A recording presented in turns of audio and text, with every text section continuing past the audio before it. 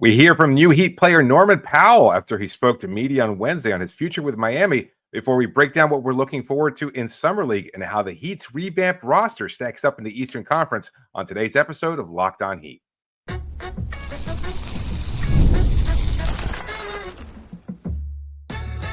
You are Locked On Heat, your daily Miami Heat podcast, part of the Locked On Podcast Network, your team every day. All right, welcome to Locked On Heat, your daily podcast on the Miami Heat. However you're tuning in on YouTube or on your favorite podcast app, thanks for making Locked On Heat your first listen every day. I'm Wes Goldberg here with Dave Ramil. Both of us are credentialed Heat media members who cover this team every day. For daily content on the Heat, click that subscribe button on YouTube. Make sure you're following us on your podcast app. Today's episode is brought to you by Monarch Money. Take control of your finances with Monarch Money. Use the code LOCKEDONNBA at monarchmoney.com for 50% off your first year.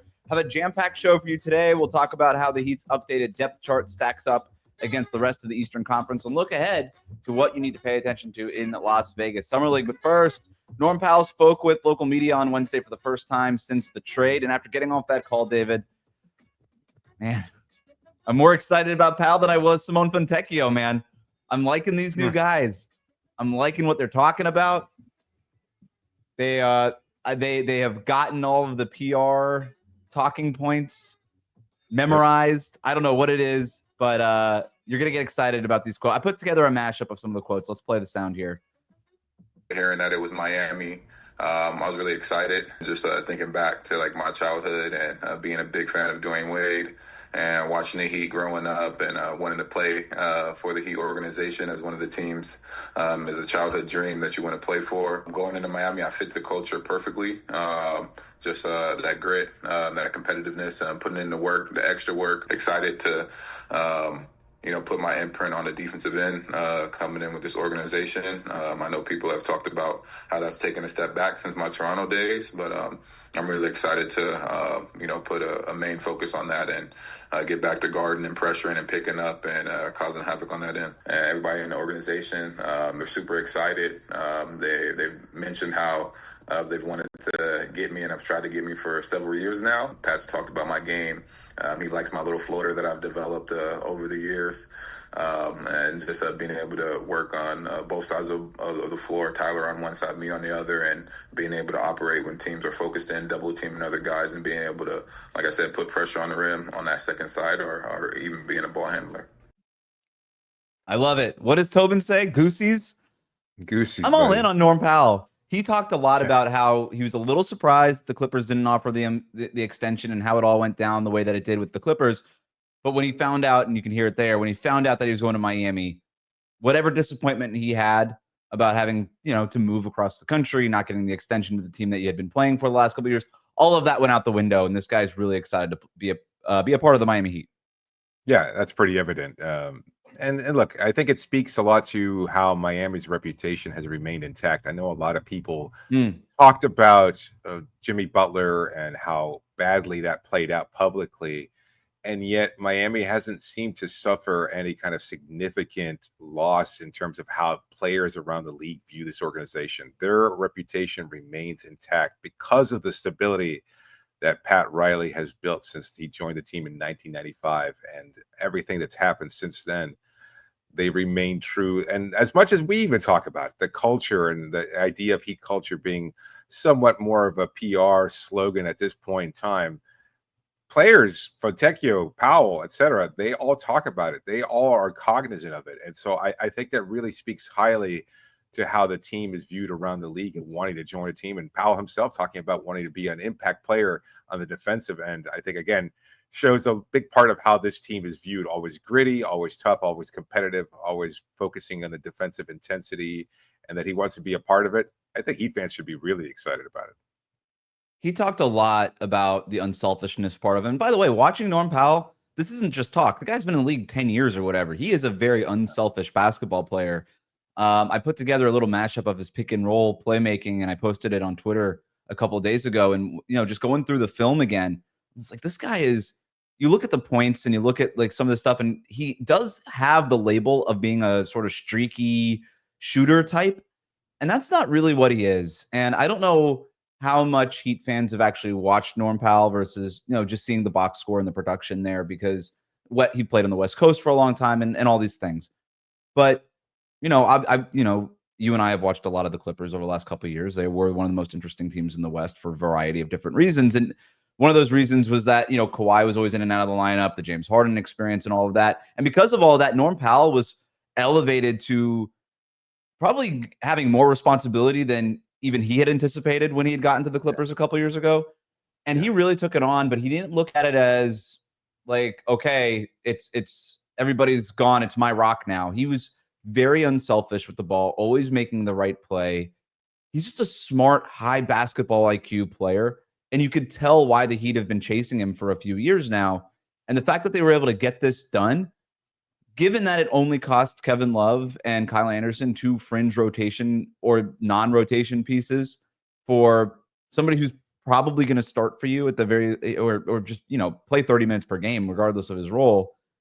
That's a home run. I also have been thinking about this. It almost just makes up for the Terry Rozier trade. Not quite. But if you could tell me that you traded Kyle Lowry and a first-round pick for Terry Rozier, Kyle Lowry, a first-round pick, Kevin Love, and Kyle Anderson for Terry Rozier and Norm Powell, obviously it doesn't sound as good as just the Norm Powell trade straight up, but it doesn't sound as bad as what happened with the Terry Rozier trade. So Right. when you hear about the way that even Pat Riley was talking about Norm Powell, hey, you're going to play with Tyler Hero, you on one side, Hero on the other, attacking all the angles of the defense. That was the vision for Terry Rozier. And now it feels like Powell is going to be able to walk into that and deliver that. I just think it provides a lot of balance from what was a negative acquisition of Terry Rozier. At least it's played out that way thus far. And to be able to acquire a player of Powell's caliber for, again, relatively inexpensive amount, I think it's going to benefit Miami to such a great deal. And I think it really just changes the calculus of how this team operates now, because you've got a star level player in Powell who could provide so much. And it was just a great, smart move for Miami to be able to acquire a guy like Powell, because he is going to bring a lot that I don't think Heat fans expect. And that's a great point about, I think, most fans probably not being all that familiar with this because he was a 4-year player. And I remember talking to him about that when I wrote about him as a rookie, because I liked the spark he provided for the Raptors as a rookie, and Raptors fans really loved his game. And he was just always one of those players that he seemed like they expected more out of him, but it was just a numbers crunch in terms of him not being able to produce with a team that had Kawhi Leonard for a season, Pascal Siakam, Kyle Lowry in his prime, etc. So he just never really got the opportunity. And then to be traded as kind of an ancillary piece in Portland, and then, as you said, with the Clippers, never really getting that opportunity, but he somehow found a way to thrive. And he talked about it in his presser yesterday, that he's played every role imaginable. And you know that, given his experience with all these different teams, somehow, you look at a player with that kind of resume being traded from now his 4th team, and you could say, oh, he's just a journeyman, but that's not who he is. Not really. He just hasn't really been able to be on a team that can maximize him to the same degree, to the expectations that I think you and I have for what he's capable of, until last year. That was as close as he got that opportunity, and was mostly due to injury.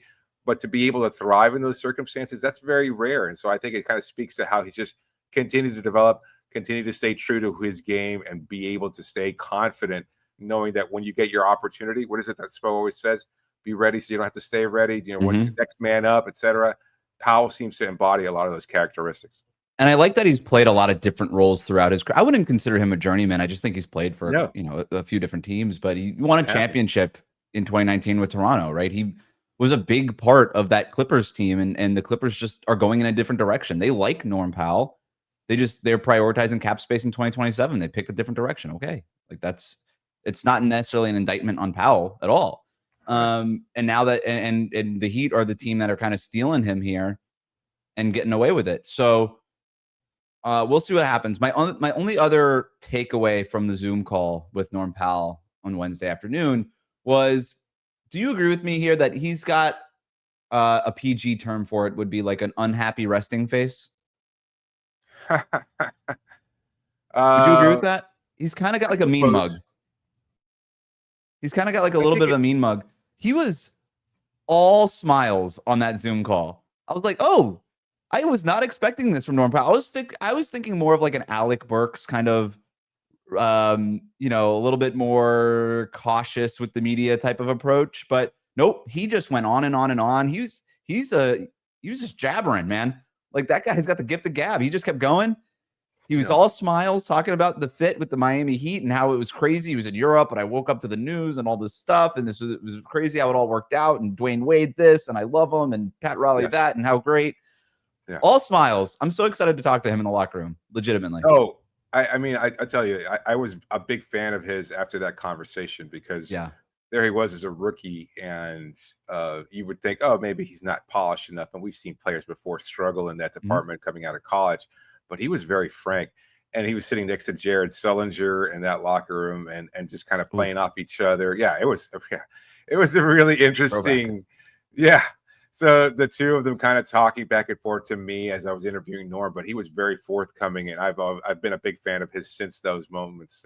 And so to see him, I think it's part of what you're talking about is that kind of half-lidded look, like maybe he just doesn't really care about what you're saying, or it doesn't really seem like he's responding that much. But to see that level of emotion from him on the call yesterday, I think speaks again to his view of this organization, that he's been a longtime fan, that he has patterned his game after Dwayne Wade, and talked about that, that this was a team that he grew as a child, watching that team develop, all aboard this and ready for the opportunity. And I think he's going to come out with a new level of engagement. Now, I will say, we heard a lot of the same talk from Rozier. It's eerily familiar, because Rozier said a lot of the same things about D Wade, and that's why he carries the number 3. And he's been a big. It's a good point. It's worth pointing out. I know that you're not saying that we're going down the same road, but I appreciate the word of caution here.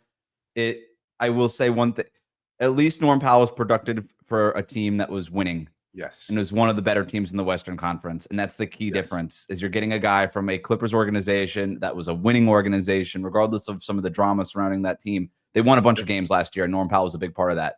Can never really say the same for Terry Rozier. But let's take a look at the Heat's updated depth chart. You might be surprised about how it stacks up against the rest of the Eastern Conference. I put together a little formula here, David. You're not going to want to miss this. It's coming up next here on Locked On Heat.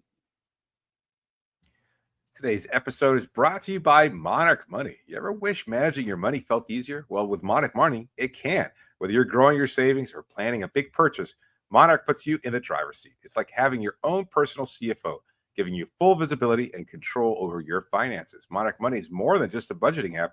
It's a complete financial command center. You can track all of your accounts, investments, and spending in one place. So in addition to managing your money, you're also building wealth. I know I've talked about it before, but once I started using Monarch Money, you see exactly how much money you're spending and things that maybe you can cut out. One of them was purchases outside of the house, in terms of food and things like. And you don't ever want to have so much of your budget spent on that, especially when you know how to cook or you have the means to be able to cook. And that was something that I wanted to focus on, is how can I track my expenses a little bit better so I can manage my money more effectively? Well, Monarch Money certainly does that, and it can help you too. So right now, take control of your finances with Monarch Money. Use the code LOCKDOWNNBA at monarchmoney.com. You get 50% off your first year. That's monarchmoney.com. Code LOCKDOWNNBA. You get half off your first year. We'll be right back. So here's the Heat's updated depth chart, at least the way I figure it. And tell me if you disagree anywhere, David. But starting 5 projected right now: Tyler Hero, Norm Powell, Andrew Wiggins, Bam Adebayo. And I still think Kel'el Ware starts at center on opening night. I think that they've decided on that. I think from the backups, I think Davion Mitchell comes off the bench. Kasparis Yakochonis comes off the bench. They'll have Haywood Highsmith, Nikola Jovic. And then as some other maybe fringy rotation guys, minutes here and there, Pelle Larsson, Jaime Jaquez Jr., Simone Fontecchio. I think Jaime definitely has an opportunity to earn more playing time. Maybe he takes minutes from Haywood or Jovic or what, I don't know. But they've got probably 9 to 10 guys that they could be playing on a nightly basis. You and I still think they'll probably end up doing something with the backup center spot, but TBD on that. But even if they do, they're going to be playing. They'll play most of the game with either Bam or Ware at center. So whatever that third center is, I don't know that guy has to be factored in terms of even nightly minutes or high end minutes or anything like that. It might just be a couple of foul trouble minutes here and there. But we think they'll probably get a body there. But any disagreements there?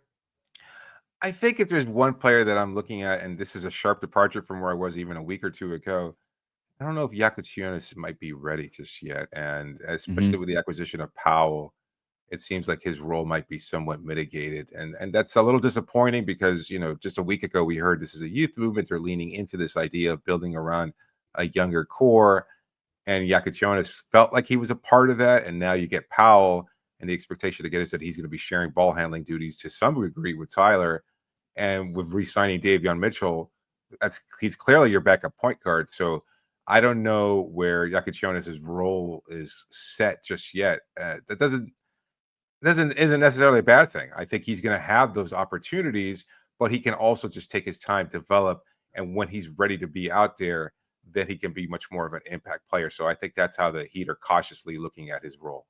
It's a great call. Maybe it's more of a Kel'el Ware type of development plan, which will get Heat fans Fine. pissed, some of them. But Yeah. you and I have been on this a long time. Kel'el Ware wasn't ready, and you want to Yeah. get him ready, and that's okay. Right. And so maybe Yakutiunas is a guy who factors into the rotation a little bit later in the season. Didn't mention Terry Rozier's name. I have no idea what happens with him. The Heat still pursuing avenues to trade Terry Rozier.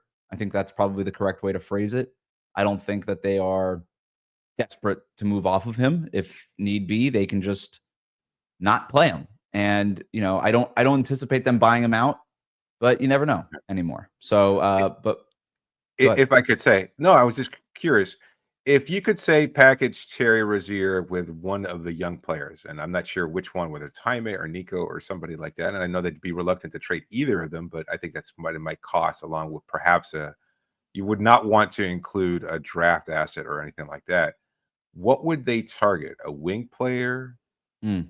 guard, or a center position? And I'm not sure exactly. I guess it depends on who is available and who's willing to take on Terry's contract first and foremost. But if Miami's goal is to kind of clear up some of this glut on the roster so that some of the other role players like Larson and Nico can get more playing time, and it costs you again letting go of Terry Rozier and Jaime or something along those lines, what would the target be?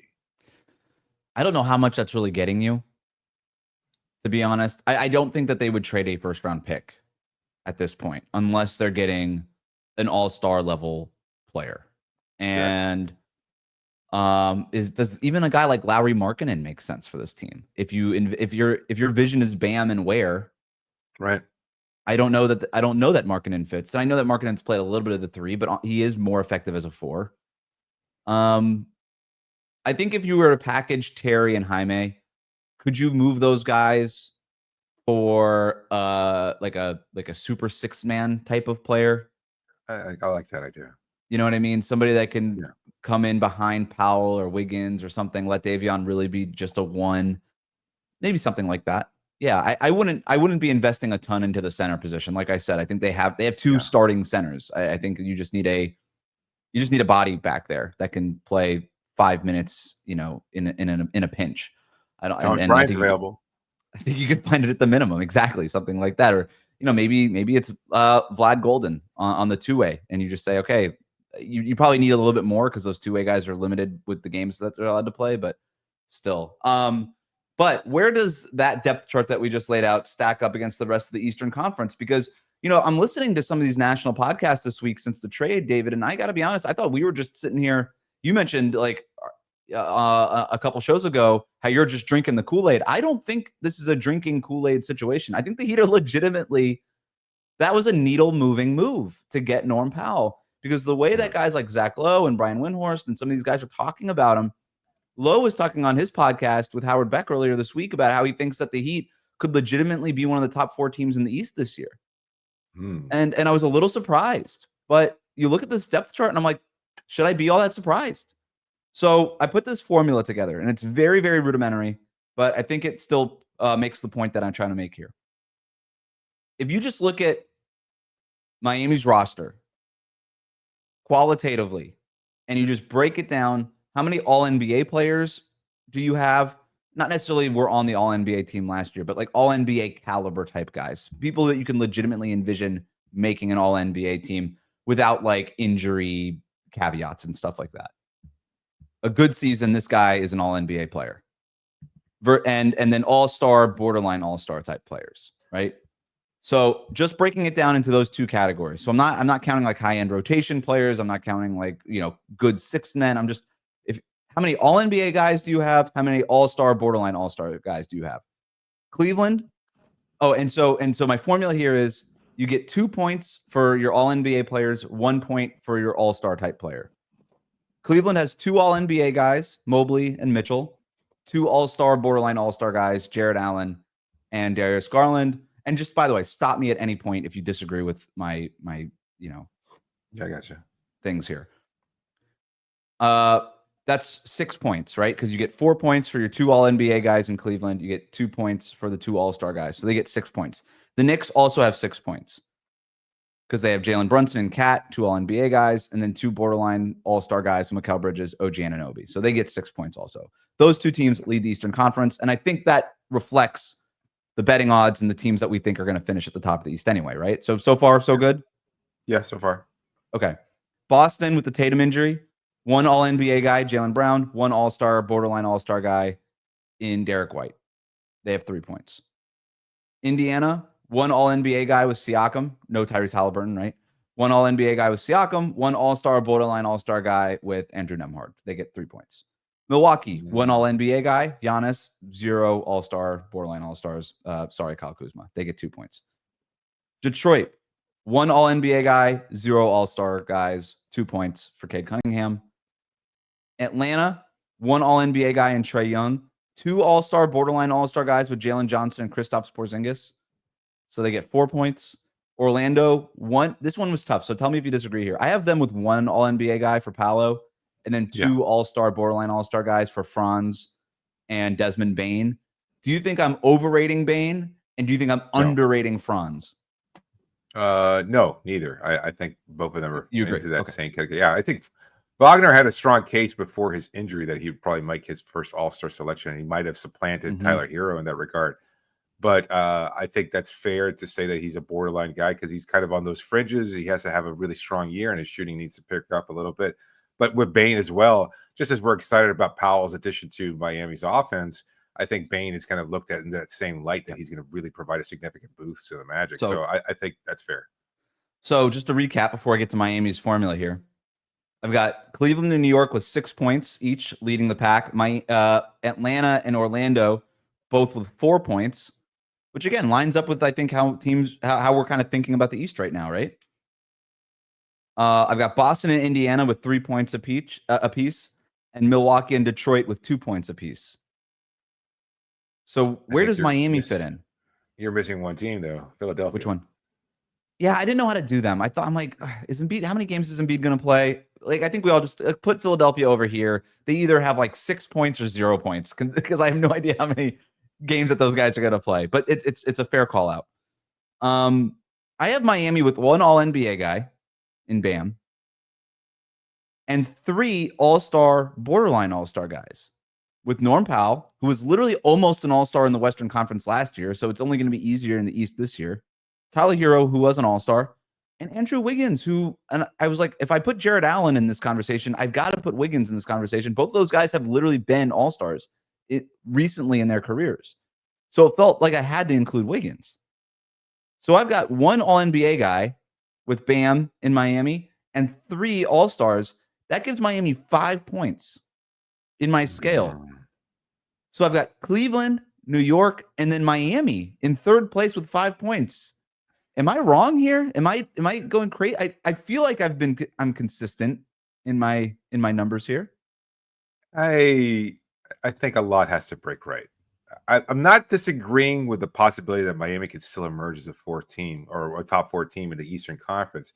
And that being the case, it would require every player that you just listed to have a supremely good season and to be able to contribute at a high level to figure out that balance and how to make it all work at a high level.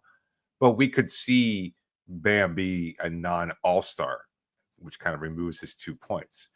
We saw that last year. Okay, but so let's say he's not all NBA caliber, but he is all-star caliber. I would still say Bam, even though he didn't make the all-star team last year, was an all-star caliber player last year, beginning the second half of the season, right? That puts you at 4 points in a tie with Atlanta and Orlando. So It's I not think that much still one of different. the top teams. No, Exactly. you're Exactly. looking at And I 4 would or even like, 5. I know Wiggins catches a lot of flack for last year. He averaged 19 points, Yeah. 4 rebounds and 3 assists and 1.2 steals and 1 block in 17 games with Miami. Wiggins' biggest problem was his availability. And that's not been a problem for Wiggins in the past. I think that the knee issues are going to be behind him when this new season starts. He averaged 19 points per game for the Heat last year. Like, we're acting like he was some sort of schmuck just out there. The guy was at least productive.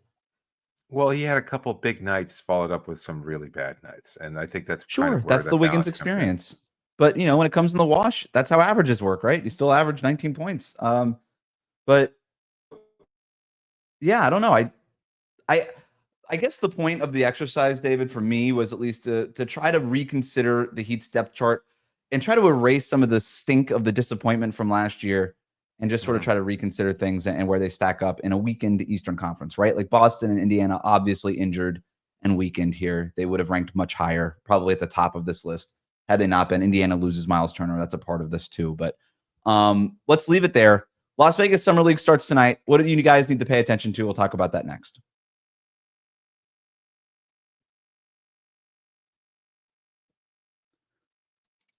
Las Vegas Summer League starts tonight, but before we get to that, quick shout out. Keshad Johnson, Pelle Larson, they were named to the All-California Classic team after the Heat finished 2-1 in San Francisco before they go on to Las Vegas. So I know a lot of the attention was Yakachonis, Kel'el Ware. We talked about how it was a little disappointing in California for them, but Keshad Johnson, Pelle Larson looked great. Pelle Larson, in particular, might be the MVP of the California Classic. He was awesome throughout that little circuit there, but Las Vegas Summer League preview. Vegas Summer League begins tonight, Thursday night. The Heat's first game is Friday, 4:30 p.m. Eastern time against the Summer League Hawks. David, what are you looking for, at least through the first weekend of Summer League? I want to see Ware develop. We talked about this on Locked On NBA yesterday. A second-year player has to be able to find a way to make an impact because they've just been through the disapproval. He did wind up getting some significant playing time towards the second half of the season. He started playoff games. This is a player that shouldn't struggle. He should know now. He should be able to capitalize on his physical tools. He should have the understanding of where to position his body, how to use his size as a leverage tool, and be able to, if not dominant, and I would love for him to be able to dominate, at the very least, he should be a highly productive player in the Summer League experience. Like we saw that with Jaime. Jaime, I don't think anybody, I mean, again, he was all rookie, and yet he was still so good in his limited run last year in Summer League that he was shut down quickly. It was just basically like, oh, we know you're too good for this. And then he wound up struggling during the regular season. Maybe injury, maybe for a number of different reasons. It doesn't really matter. The point is that in Summer League, a second-year player should find a way to thrive, and Ware certainly lives up to that expectation. So I want to see him be a very, very good and much better version of the player that we saw, not just in the California Classic, but even a better version of the player that we saw during the regular season last year. Yep, great call out. I want to see Ware. I want to see Larson. I want to see Keshad Johnson. I just want to see these guys continue to develop and form something like a big three of Summer League basketball, right? These are the reigning Summer League champs, man. Like they got to go defend their title. The other thing I'm looking at is, and this might be more of a coaching staff call out with Eric Glass and his staff. I want to see them just give Yakachonis the ball. I get that they might not envision him as a pure point guard. I don't care. Come on, stop. What are we doing here? Like, none of the point guards running with the Summer League team are making the Heat roster this year. Probably not even on two-way. Like, what are we doing? Give Yakachonis the ball. I look at what Dallas is doing. They're going to play Cooper Flagg at point guard. Is he going to play point guard in the NBA? Maybe a little bit. I don't know. Like, probably not like a pure point guard. When Kyrie Irving comes back, that'll be his job. They've just, they got D'Lo, Spencer Dinwiddie, or no, Charlotte got Spencer Dinwiddie. They have D'Lo. They got some other guys. But there is value in just giving the guy the ball and letting him work through his mistakes. And it's going to look ugly like it did the first couple or throughout the California Classic. I'm okay with ugly. I'm okay with it. I don't need these 19-year-olds to be amazing right out of the box. It's okay. Because the best way to get good is to get through your bad moments first. And I just give him the rock. What are we doing playing him off the ball and trying to do a real offense? Who cares? It's Summer League. just give him the ball more. And to their credit, they did. He was a lot more on the ball in Miami's third California Classic game. They won that game. I don't know if that matters to them, but I just want to see the coaching staff just give him the rock. Don't overthink it. Give the guy the ball. Let him work through those mistakes. But that's it. Summer League starts on Friday. That's Miami's first game. They have a couple of games over the weekend. We'll be back after those games to kind of have our takeaways and our reactions from them. I'll be in Vegas to watch them in person, so I'm sure I'll have some reporting and stuff like that to come back with after that. We have one more show this week. We're going to do a draft based on The Decision, which turns 15 years old this week. But for now, thanks for making Locked On Heat your first listen today. For your second listen, find the Locked On NBA podcast where there is no offseason. Doug, Matt, and Hayes keep you up to date on contract negotiations, rumors, and everything you need to be the most informed NBA fan. Find Locked On NBA on YouTube or wherever you listen to podcasts, part of the Locked On Podcast Network, your team every day.